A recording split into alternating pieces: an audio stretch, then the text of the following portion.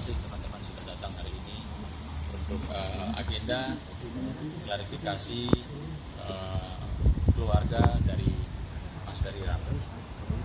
Diketahui bahwa saya dan Bang Agustinus Nahar sudah ditunjuk oleh pihak keluarga sebagai kuasa hukum keluarga untuk mendampingi selama proses hukumnya Mas Ferry berjalan. Dan pertama-tama perlu diketahui, saya harus menyampaikan bahwa dari awal saya tidak pernah menyatakan bahwa saya kuasa hukum Mas Ferry Irawan terkait dengan persoalan hukum dugaan KDRT. Tapi saya memang dihubungi oleh Mas Ferry semenjak awal untuk mendengarkan dia curhat dan menyampaikan apa hal-hal yang mungkin saja tidak sesuai dengan pemberitaan yang beredar. Dan untuk itu saya tidak pernah mundur. Saya akan terus mengawal kasus ini walaupun bukan sebagai kuasa hukum dari kasus KDRT, tapi saya terbantu juga untuk mendampingi keluarga karena ini sudah terdampak sangat luar biasa terhadap keluarga besar Mas Ferry. Artinya opini publik yang dibangun oleh pihak-pihak tertentu sudah sangat merugikan dari pihak keluarga besar Mas Ferry Irawan. Yang dimana juga saya ingin menghimbau dalam kesempatan ini kepada masyarakat khususnya bahwa kita tidak boleh menjustifikasi, menghakimi, menghujat orang sebelum ada kepastian hukum. Apakah Mas Ferry itu bersalah dalam tindakan dugaan KDRT ataukah tidak? Artinya opini yang dibangun itu juga sudah di luar daripada dugaan pasal-pasal yang dilaporkan, yaitu pasal KDRT terkait dengan kekerasan fisik dan kekerasan psikis. Tentunya nanti Bang Agustinus Nahar akan menyampaikan apa sih itu kekerasan fisik dan kekerasan psikis dan bagaimana proses yang baik dan benarnya secara hukum untuk memenuhi seseorang dianggap tersangka atau telah melakukan perbuatan tersebut. Dan bersama ini saya perkenalkan, di sebelah kanan saya ada Mbak Maya. Mbak Maya adalah adik kandung paling kecil dari Mas Ferry, dan di sebelahnya ada Mas Faisal, suami dari Mbak Maya, dan di samping sebelah kiri saya ada Mas Ari. Mas Ari adik kandung dari Mas Ferry dari Mas Ferry, dan sebelah kiri saya Bang Agustinus Nahar sebagai kuasa hukum. Dan kemarin saya sempat dihubungi oleh Mas Ari. Mas Ari pun juga sedih dikarenakan pemberitaan yang sudah luar biasa yang dibangun, opininya tidak sesuai dengan fakta. Tidak hanya dugaan KDRT, tapi juga masalah perekonomian rumah tangga yang sepatutnya selayaknya tidak dibicarakan terlebih dahulu kecuali dalam proses hukum perceraian atau gugatan perceraian. Nah, ini yang jelas-jelas kami sangat sayangkan bahwa ada pihak-pihak tertentu yang sengaja memblow up, yang sengaja ingin menjatuhkan, menghina, menghujat bahwa kawan saya atau kakak dari klien-klien saya ini adalah orang yang tidak produktif. Sementara kita harus tahu bahwa semenjak tahun 90-an Mas Ferry dan tahun 2000-an juga aktif dirinya produktif sebagai seorang selebriti.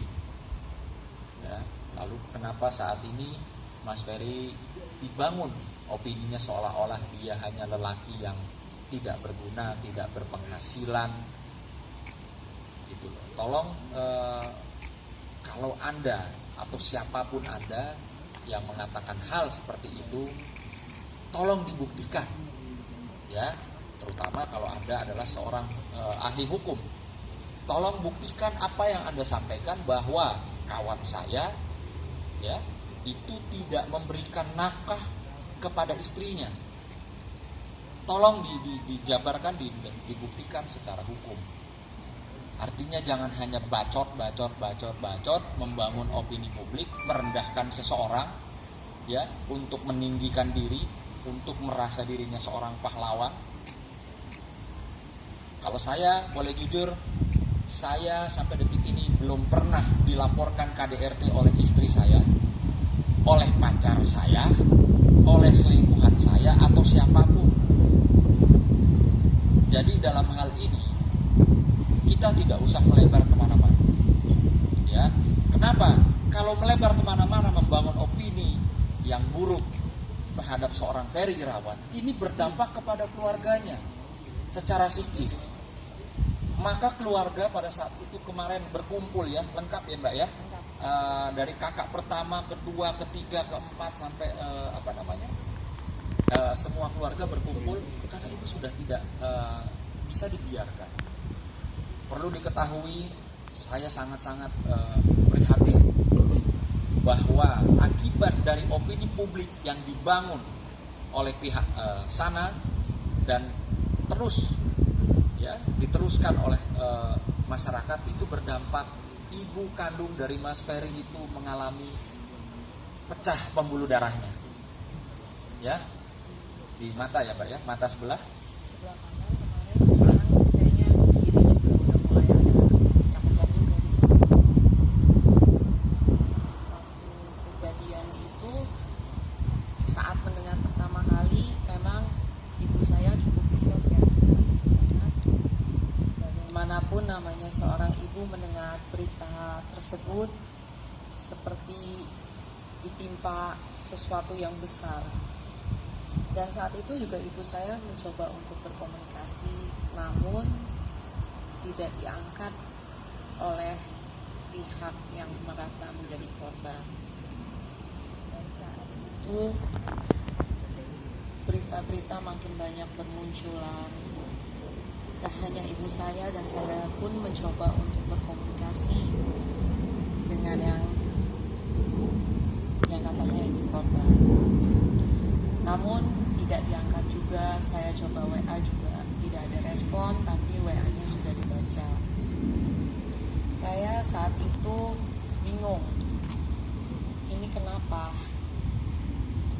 Apa yang terjadi atau apa yang sudah dilakukan? Saya pikir kalau namanya keributan itu pasti ada di setiap dalam rumah tangga. Hanya kita tuh terus berimajinasi, ini kenapa? Karena kita cuma dikirimkan sebuah foto. Lalu di situ saya cuma bisa menenangkan ibu saya. Saya nggak bisa bicara banyak. Saya cuma bilang, Mam, tolong tenangin. Kita ini juga nggak tahu apa-apa. Yang pasti saat itu karena saya mengurus ibu saya dari keadaan beliau sakit sampai menjalani operasi dan masa pemulihan, itu semua saya yang lakukan dengan kakak-kakak saya. Dan setelah itu lalu saya mencoba mencari tahu dari sana sini, termasuk saya juga menghubungi Ibu Made Ayu. Lalu jawabannya tidak diangkat juga dan tidak ada respon apa-apa saat itu. Artinya pihak orang yang menjadi korban ataupun pihak keluarga korban itu seolah menutup diri gitu ya? Ya betul, kita sama sekali tidak ada komunikasi dan lalu tahu-tahu sudah berada di kantor polisi. Otomatis ibu saya makin bingung, kenapa ini bisa sampai ke sana. Dan saking stresnya, banyak pertanyaan, mungkin juga akhirnya semua ngumpul di rumah saya saat itu, banyak kepenasaran, lalu mungkin stres, nggak bisa makan, nggak bisa tidur, sehingga menyebabkan pembuluh darahnya pecah. Ini ibu ya? Ibu langsung, Bukan iya, yang tinggal di rumah saya saat ini. Namun saya sudah bilang, udah nggak bisa dipikirin dulu, sekarang kita berobat dulu. Bagaimana kedepannya ini, kita nanti mudah-mudahan bisa berkomunikasi juga dengan Ferry-nya langsung. Dan alhamdulillah sejak saat itu kita ada komunikasi dengan kakak kakak kami sendiri, tapi kakak kami pun belum bisa menjawab apa-apa seperti keadaannya shock. Maka itu saya juga makin bingung lagi nih, kenapa dua-duanya saya nggak bisa mendapatkan jawaban apapun dari sana sini. Yang saya dengar cuma ada laporan polisi dan sudah di kantor polisi, tiba-tiba tambah runyam, ya sudah. Jadi kita semua isinya pertanyaan aja. Demikian sejauh ini yang saya dapat sampaikan. Mbak Maya atau keluarga ada nggak menanyakan, Fer, lu ngapain Vena gitu? Oh, ada. Apa jawaban Fer? Gak diapa-apain katanya. Ini cuman awalnya ribut biasa, namun tiba-tiba histeris. Kak Venanya katanya histeris. Enggak, saya tetap penasaran. Saya tetap gimana? Saya kan juga seorang perempuan ya, jadi saya merasa apa ini kok bisa sampai berdarah. Terus saya Apa cecam. ditampar, apa dicubit, atau ditonjok, atau dibanting, digitik, atau ada nggak? Maksudnya yang Mary akuin itu di berita semua belum tentu benar, tapi memang saya misalnya saya dicubit, apa gimana, ada nggak dia cerita itu sama Mbak Maya? Ada sih, dia cuma bilang nih cekcok. Terus saya tetap cecar, nggak puas. Iya, tapi ini lo apain? Saya tetap bertanya gitu. Tapi dia bilang, apa nggak apa-apain Kak Vena, Mai? Apa itu sayang banget sama Kak Vena? Apa itu menenangkan aja? Tapi saya tetap rasanya kok apa sih gitu loh. Saya pengen tahu banget, tapi ini kedua belah pihak sama sekali saya juga belum dapat penjelasan apa-apa. Kan nggak mungkin saya langsung menyudutkan abang saya juga. Saya harus tahu juga dong abang saya yang dilakukan apa saat itu gitu. Tapi ya sudahlah, saya pikir biar pada tenang dulu, barangkali masih pada emosi. Saya juga sempat minta maaf via WA sama Kak Vena mengenai takut saya mengganggu berkomunikasi dengan dia. Jadi saya pikir ya udah, saya nggak usah hubungin dulu biar pada tenang, nggak usah ada chaos ke depannya lagi gitu.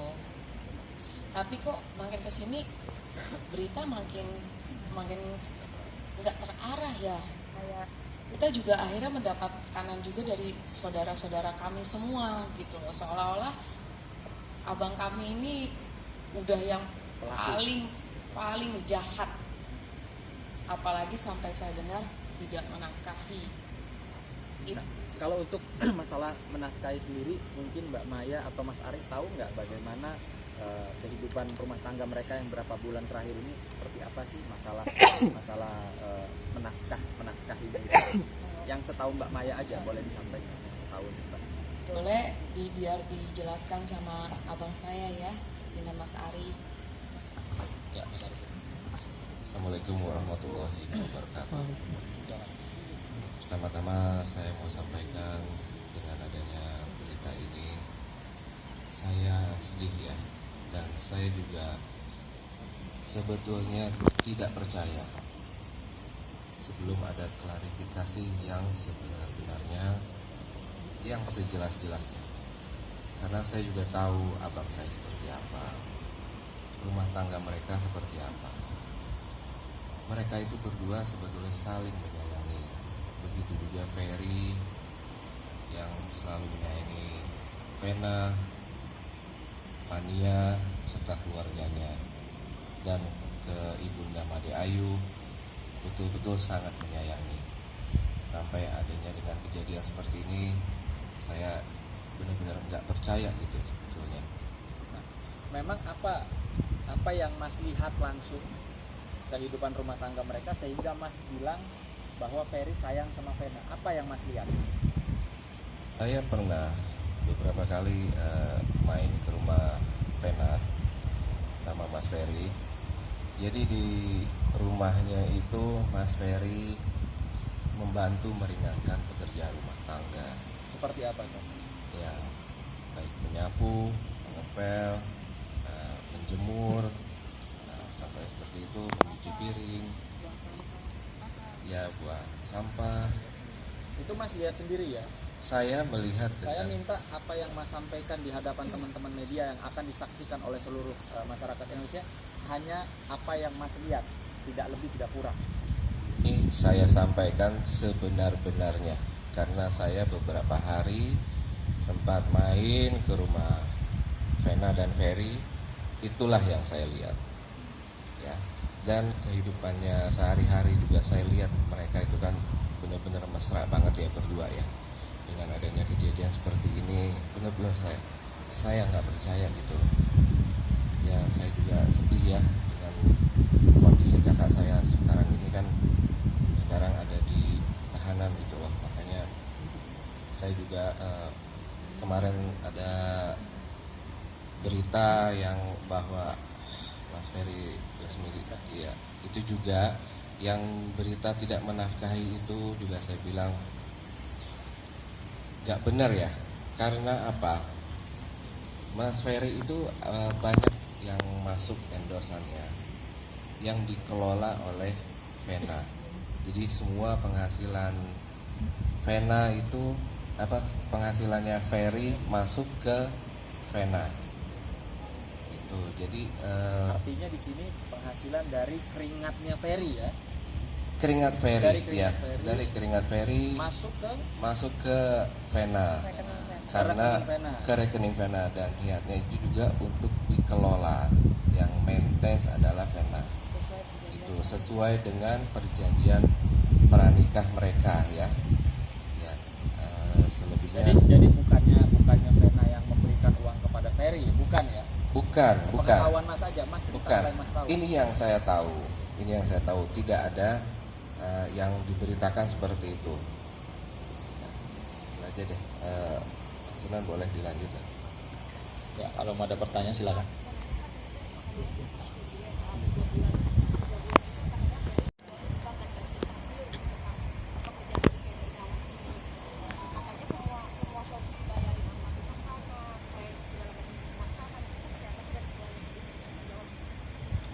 Balik lagi ya, tujuannya kakak saya itu menafkahi sebenarnya bukan dari nominal, tapi memang niatnya dan kewajiban dia sebagai seorang suami. Karena pada awalnya kalau tidak salah saya masih sempat melihat video ya dari Kak Vena sendiri yang dia di situ mencari pasangan yang bukan dilihat dari kayaknya, tapi bisa menjadi dari materi, tapi jadi imam yang baik. Dan saya pikir alhamdulillah seorang yang cantik kayak Kak Vena bisa menerima kakak saya dengan apa adanya, dan di saat itu pun mungkin sudah mengetahui kondisi kakak saya itu seperti apa. Nah sebenarnya itu waktu kejadian yang benar-benar di hari H terjadi, kalau nggak salah itu tanggal 8 Januari, orang yang pertama dihubungin sebelum saya itu adalah suami saya. Dan bahkan saya sempat bilang ke suami saya bahwa paling prank, saya cuma bilang gitu. Tapi kok saya pikir prank kok nggak ini nih ya, nggak ini, karena Mas Ferry-nya juga telepon saya, ini bukan prank, tolong percaya katanya. Saya coba telepon suami saya, cuma suami saya bilang udahlah masalah rumah tangga.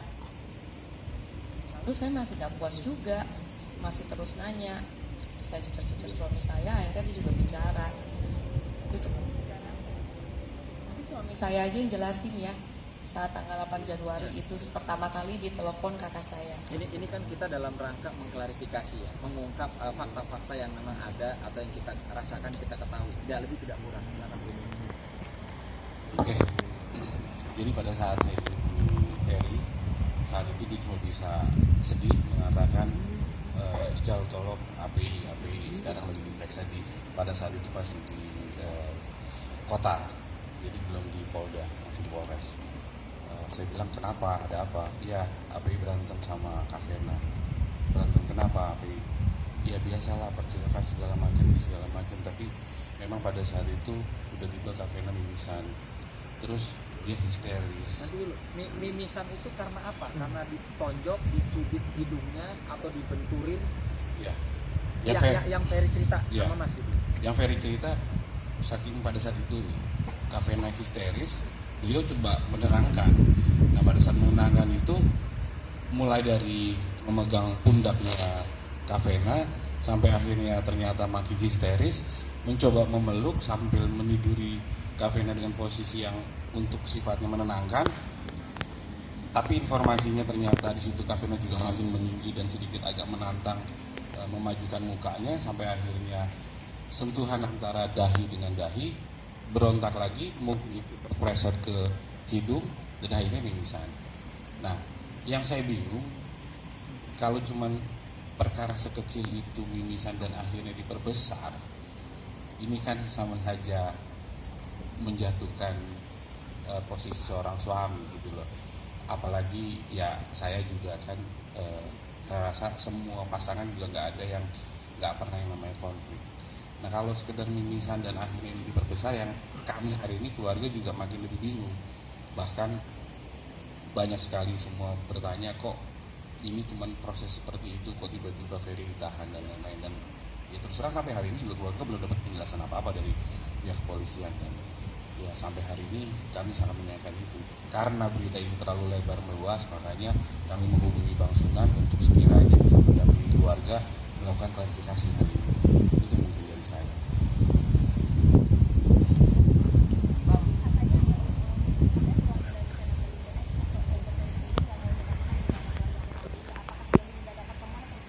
Nggak mau minta maaf. Tadi sudah dijelaskan dari awal. Sudah dijelaskan dari awal bahwa itikat baik dari keluarganya Mas Ferry Irawan dari awal ya, bahkan tanggal 8 Januari itu bahkan orang tuanya Mas Ferry, ibu Mbak Maya juga ya, sudah melakukan upaya. Sudah, namanya keluarga ya, kita bukan orang nggak kenal loh ya, di garis bawah ini bukan orang nggak kenal, mereka ini terikat ya dalam perkawinan dan suka tidak suka keluarga akhirnya jadi bersatu. Nah itu sudah dilakukan upaya-upaya, betul Mbak? Ibunya Mas Ferry sudah melakukan upaya, Mbak Maya sudah melakukan upaya. Jadi sangatlah tidak benar kalau dibilang keluarga dari Mas Ferry tidak mencoba untuk meminta maaf atau menanyakan apa sih yang terjadi sebenarnya. Begitu juga yang Ferry sampaikan kepada saya kemarin bahwa dari awal kasus ini belum menjadi laporan polisi, Ferry menyatakan kepada saya dia sudah bersimpuh. Kira-kira kalau bersimpuh itu bukan sekedar maafin gue ya. Kalau bersimpuh itu tentunya sesuatu yang mungkin kalau dilihat itu betul-betul menyesali perbuatannya. Tapi perbuatannya apa dulu nih? Jangan orang minta maaf karena ya maaf ya saya emosi tadi, maaf ya saya bagaimana. Bukan berarti, bukan disimpulkan minta maafnya itu karena melakukan kekerasan KDRT seperti itu gitu loh. Jadi itu tidak tepat ya, itu nggak benar, bukan tidak tepat, itu nggak benar. Nah, dari pihak Vena sendiri juga sudah minta maaf gitu kan, dan pengen banget untuk bercerai di sini. Mungkin dari keluarga bisa.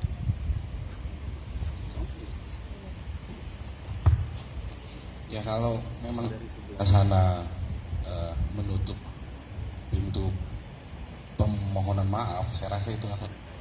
Kami sendiri di sini juga keluarga setidaknya sudah berupaya yang terbaik menghubungi keluarga Mbak Vena, ya betul. Dan kami cuma ingin jalan keluar yang terbaik juga. Karena biar bagaimanapun proses saat ini sedang berjalan dan saya yakin pihak kepolisian juga nggak semudah itu menghukum orang dengan bukti-bukti yang sangat minim, apalagi ini terjadi di dalam kamar dan tidak ada yang mengetahui. Ya tinggal nanti di pengadilan aja dilihat. Soal nanti Vena minta pisah pun rasanya juga itu hak dia ya, biarkan saja. Bang, keluarga sampai tahap ini belum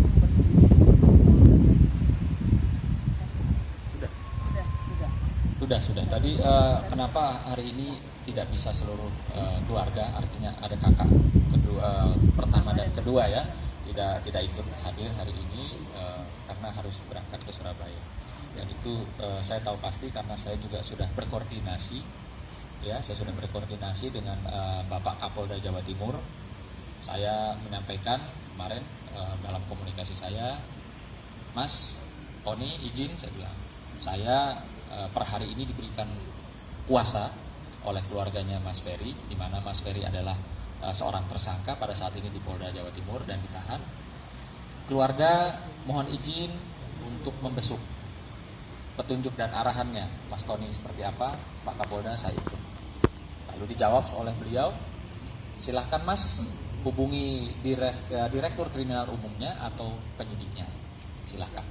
Artinya keluarga saat ini juga sedang dalam perjalanan untuk membesuk Mas Ferry. Bang, kalau soal penangguhan penahanan. Kalau untuk penangguhan penahanan tentunya nanti bisa ditanyakan oleh kuasa hukumnya Mas Ferry yang mendampingi kasus dugaan KDRT, dan itu kan bukan saya. Tapi dari keluarga ada nggak mencoba untuk mengajukan pengunduran? Biasanya kan ada permintaan dari keluarga tentang itu.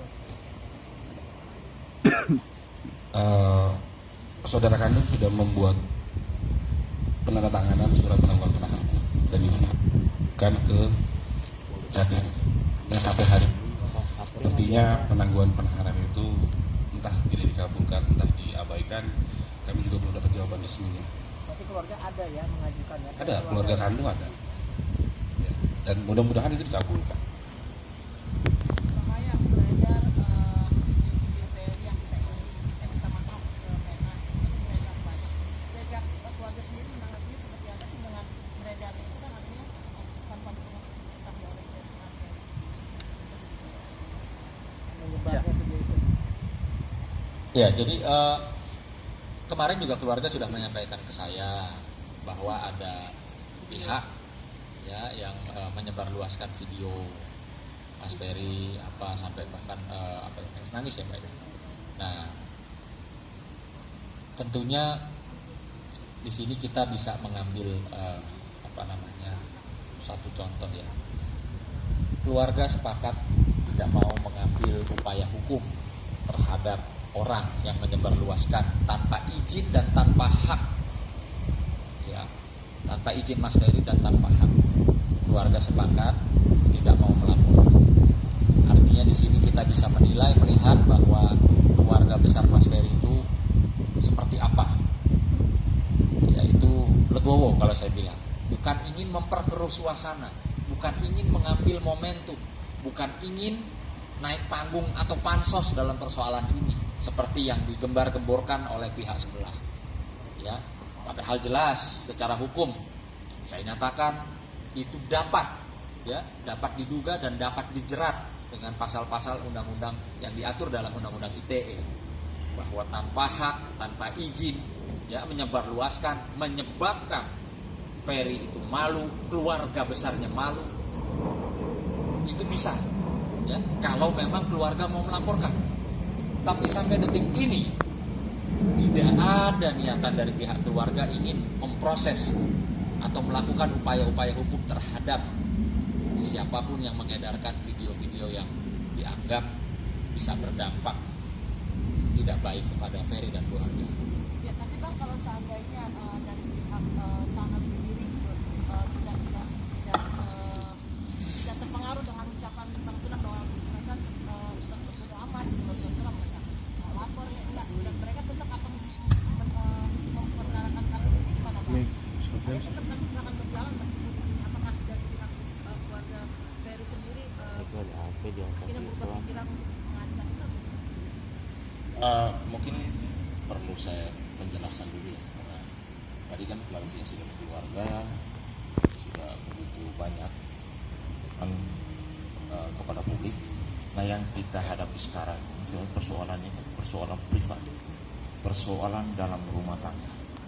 Tetapi berita yang beredar kan sudah kemana-mana, nyangkutnya bukan lagi ke pokok persoalan, tapi ke sisi-sisi lain yang justru mengakibatkan kerugian, bahkan keluarga juga diseret-seret dalam urusan ini.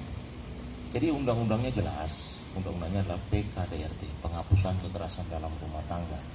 Ini adalah undang-undang khusus lex spesialis, di mana itu adalah delik aduan, ya. Dan ini antara suami dengan istri atau dengan anak. Dan yang terjadi, ya, pertama-tama kita prihatin terhadap kakak Vena yang saat ini mengalami dugaan KDRT. Tetapi kita juga harus objektif. Masyarakat Indonesia ini harus cerdas melihat persoalan. Jangan kita terpaku bahwa ini sudah terjadi nih kekerasan dalam rumah tangga. Tetapi kita harus dilihat dulu dari sisi-sisi lainnya. Sebenarnya masalahnya apa gitu loh, sehingga terjadi persoalan seperti ini. Apakah kekerasan fisik?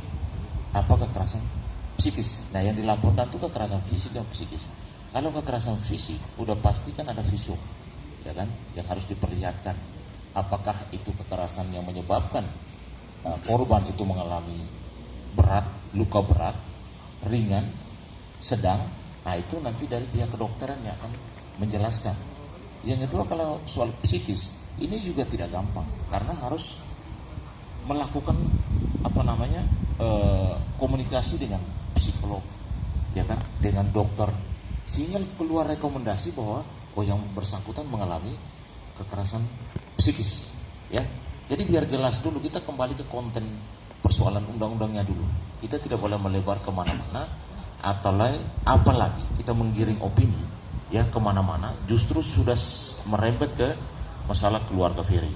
Nah, yang di sini saya mau sampaikan bahwa dalam urusan rumah tangga, kasus privat seperti ini, biasanya kepolisian itu bahkan kejaksaan itu membuka ruang namanya restoration of justice, ya kan?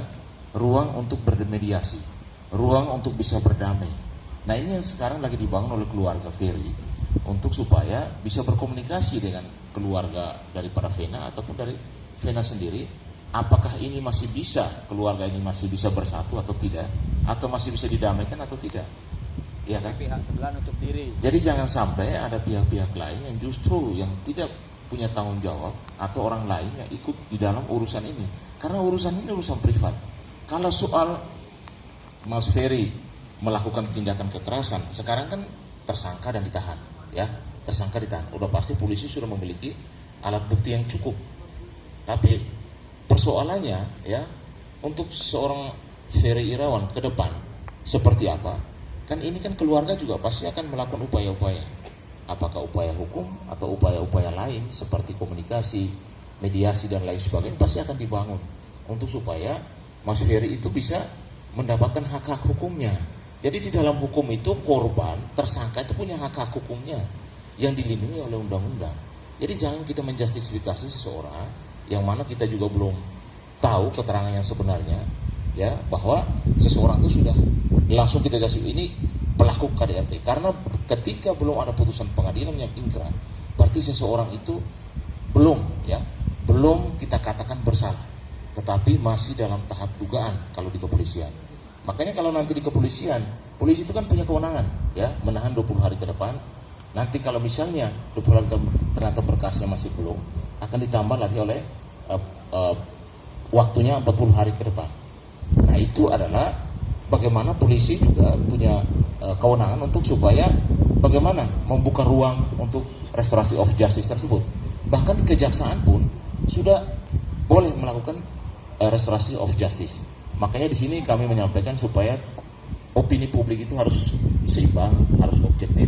Melihat persoalan itu jangan sampai seolah-olah Mas Ferry itu adalah seorang penjahat besar gitu, ya kan?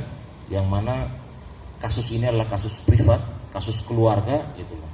Karena kalau kita mau lihat, misalnya kekerasan fisik, ya, apa dia ditendang, dipukul dengan tangan terkepal, tempelan lain sebagainya, pasti ada bekas-bekasnya kan begitu. Dan pasti ada visumnya yang diperlihatkan ke publik. Yang kedua kan soal psikis, pasti ada rekomendasi dokter. Dan ini tidak gampang.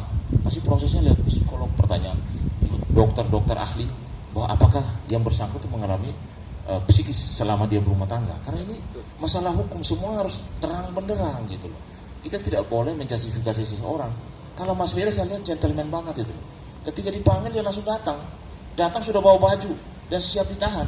Biasanya orang itu dipanggil 2 kali dulu tuh. Alasan pertama mungkin sakit, menghindar dulu. Kalau beliau enggak, datang dan bawa memang baju sama keluarga, udah tas apa semua dibawa. Ditahan, siap ditahan. Bahkan dia tidak melakukan perlawanan sama sekali. Artinya dia taat hukum dan dia siap menghadapi apa yang dia lakukan. Dan semua itu masih di tahap kepolisian. Kepolisian itu kan terbatas. Semua itu nanti sampai ke tahap kejaksaan, bahkan sampai pelimpahan untuk sidang ke pengadilan. Ya itulah baru kita lihat yang benar dan terang benderang. Saksinya siapa yang menyaksikan? Apakah dalam kamar ada yang melihat? Atau apa? Yang luka itu apa? Dari visum dokter apa? Jadi itulah yang nanti akan dilakukan. Yang saya bahas ini adalah persoalan hukumnya, supaya kita masyarakat Indonesia menjadi edukasi bahwa semua keluarga, ya, pasti akan mengalami hal-hal yang seperti yang tadi saya sampaikan, dan semua tidak mungkin arah ke masuk ke ranah hukum. Arah juga yang bisa diselesaikan sebelum mereka sampai ke ranah hukum. Ini kan sudah masuk ke ranah hukum pun, hukum hukum, negara pun memberikan ruang untuk orang mau bisa berdamai gitu loh.